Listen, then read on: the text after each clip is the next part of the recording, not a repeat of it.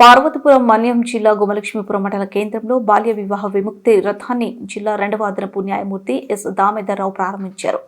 న్యాయమూర్తి మాట్లాడుతూ బాల్య వివాహ రహిత సమాజ నిర్మాణానికి ప్రతి ఒక్కరూ కృషి చేయాలన్నారు. మన్యం జిల్లాను బాల్య వివాహ రహిత జిల్లాగా తీర్చిదిద్దడానికి ప్రతి ఒక్కరూ చేయి కలిపి పిల్లలకు బంగారు భవిష్యత్ అందించేందుకు కృషి చేయాలన్నారు.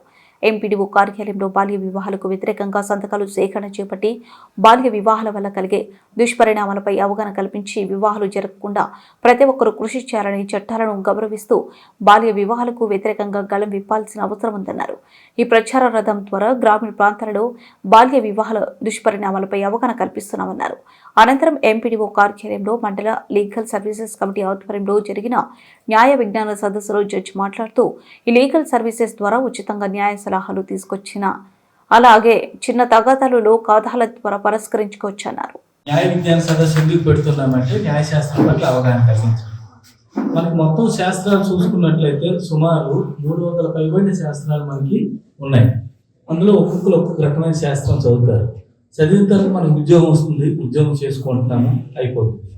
కానీ ఈ ఎడ్యుకేషన్ ఏదైతే ఉందో, విద్య ఏదైతే ఉందో, మనం చదువుకునే శాస్త్రాలు ఏదైతే ఉన్నాయో దాని తన ముఖ్య ఉద్దేశం ఏంటంటే సమాజానికి ఉపయోగపడాలి. ఆదిమ మానవుడిగా ఉన్నటువంటి మానవుడు తను ఇష్టానుసారం ఎలాగా కావాలంటే అలాగా బ్రతికే అవకాశం అనేది ఉండేది. అయితే మానవుడు సామూహిక జీవితం గడిపేటప్పుడు ఒక వ్యక్తికి ఇంకో వ్యక్తికి మధ్య తగాదా ఏర్పడినప్పుడు ఆ సమస్యను పరిష్కరించే యంత్రాంగం అనేది కావాలి. అయితే క్రిమినల్ సైడ్ అయితే పోలీసు వారు ఉంటారు, సివిల్ సైడ్ అయితే కోర్టుకు వస్తుంది, క్రిమినల్ సైడ్ కూడా కోర్టుకు వస్తుంది. ఈ న్యాయశాస్త్రం మనకి 300 పైబడిన శాస్త్రంలో న్యాయశాస్త్రం ఒక శాస్త్రం. ఆ న్యాయశాస్త్రం మనకి రాజ్యాంగానికి లోబడి న్యాయశాస్త్రం రకరకాల చట్టాలను తయారు చేస్తారు. ఆ చట్టాలు మన దేశంలో సుమారు 15,000 పైబడిన చట్టాలు ఉన్నాయి. 3,000 వరకు చట్టాలు బ్రిటిష్ కాలం ముందుకు తీసేస్తే సుమారు 12,000 వరకు చట్టాలు అమల్లో ఉన్నాయి. ఆ చట్టాల పట్ల అవగాహన లేకపోవడం వల్ల మనం ఏది చేయడం వల్ల తప్పు అవుతుంది, ఏది ఉపయోగపడుతుంది, మనం ఎలా ప్రవర్తించాలి, మన తన హక్కులు ఏమిటి, ఇవన్నీ తెలుసుకోలేని పరిస్థితుల్లో మనకి సమస్యలు అనేవి వస్తున్నాయి. అయితే భూమి వివాదాలకు సంబంధించి రకరకాల చట్టాలు ఉన్నాయి. మన గుమలక్ష్మీపురం ఈ ప్రాంతానికి సంబంధించి ఆదివాసులు ఉన్నారు కాబట్టి షెడ్యూల్ ప్రాంతంగా డిక్లేర్ అయింది కాబట్టి ఇక్కడ చట్టాలు సెపరేట్గా, సివిల్కి సంబంధించి సెపరేట్గా ఉంటాయి చట్టాలు.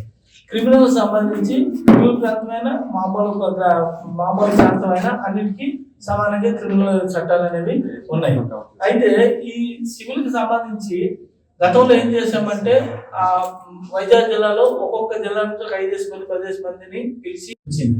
ఆ యాక్ట్ వచ్చిన తర్వాత ఆంగ్ల భాషలో ఉండే చట్టాలన్నీ తెలుగు భాషలో లోకల్ ప్రాంతంలో ఏ భాష అయితే కొందరికి హిందీ ఉండొచ్చు, కొందరికి ఒరియా ఉండొచ్చు, మనకైతే ఆంధ్రాలో తెలుగు కాబట్టి లోకల్ లాంగ్వేజ్ లో ఎక్స్ప్లెయిన్ చేయమని చెప్పేసి వారు మాత్రమే. తర్వాత ఇంకోటి ఏంటంటే గిరిజన సాంప్రదాయాలు ఉన్నాయి. ఆ గిరిజన సాంప్రదాయాలకి కూడా ఆ వ్యవస్థని గౌరవించే బాధ్యత కూడా